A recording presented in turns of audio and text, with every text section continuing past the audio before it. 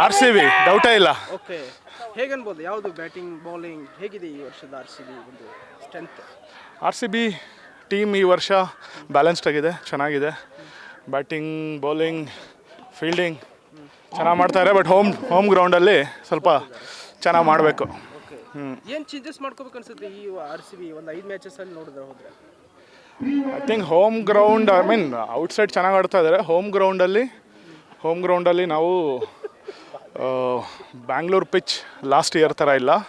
So ನಾವು ಸ್ವಲ್ಪ ಏನೋ ಜಾಸ್ತಿ ರನ್ಸ್ ಸ್ಕೋರ್ ಮಾಡೋ ಬದಲು ವಿ ಹ್ಯಾವ್ ಟು ಸಿ ಎಷ್ಟು ರನ್ ಬೇಕು ಅಂತ ನೋಡಿಕೊಂಡು ಡಿಸಿಪ್ಲಿನಾಗಿ ಆಡಿದರೆ ಐ ಥಿಂಕ್ ಹೋಮ್ ಟೀಮಲ್ಲಿ ನಾವು ವಿನ್ ಆಗ್ಬೋದು. ಓಕೆ, ವಿದೇಶಿ ಕೂಟದಲ್ಲಿ ಸಾಲ್ಟ್ ಅವರು ಒಳ್ಳೆ ಆಡ್ತಿದ್ದಾರೆ, ಡೇವಿಡ್ ಅವರು ಕೂಡ ಸ್ಥಾನ ಮಾಡ್ತಿದ್ದಾರೆ, ರೆಜಲ್ವುಡ್ ಆಡ್ತಿದ್ದಾರೆ.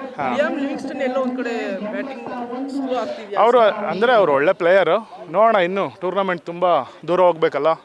ಸೊ ಮಿಡಲ್ ಆರ್ಡರಲ್ಲಿ ಅವ್ರು ಆಡಬೇಕು. ಅವ್ರು ಆಡಿದ್ರೇ ನಮಗೆ. ಇವತ್ತಿನ ಮ್ಯಾಚಲ್ಲಿ ಅವ್ರನ್ನ ಬಿಟ್ಟು ರೊಮೇರೋ ಶೆಪರ್ಡ್, ಬೆಥಲ್ ಅವ್ರನ್ನ ಏನಾರ ತೆಗೆದುಕೊಂಡು ಬರ್ಬೇಕನ್ಸುತ್ತೆ?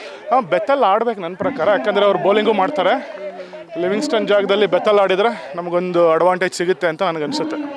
ಇವತ್ತಿಲ್ಲ ಅಂದ್ರೂ ಅಟ್ಲೀಸ್ಟ್ ಹೋಮ್ ಗ್ರೌಂಡಲ್ಲಿ ಟ್ರೈ ಮಾಡಬೇಕು ಬೆಥಲ್ನ. Okay, R C B 17 season ಕೂಡ ಈ ವರ್ಷ ಏನು ಡಿಫ್ರೆಂಟಾಗಿ ಕಾಣಿಸ್ತಿದೆ?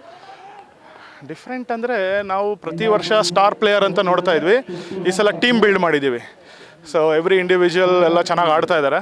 I think that is the difference. We have built A team, not A star studded team. ಒಂದು ಆರ್ ಸಿ ಬಿ ಕನ್ನಡಿಗರಿಗೆ ಚಾನ್ಸ್ ಕೊಡ್ತಾ ಇಲ್ಲ ಏನೋ ಮತ್ತೊಂದು ಮಾತಿದೆ. ನೋಡಿದ್ರಲ್ಲ ರಾಹುಲ್ ಸರ್ಕಲ್ ಹಾಕಿದ್ದು, ಅದು ನಮಗೆಲ್ರಿಗೂ ಇಷ್ಟ ಆಯಿತು.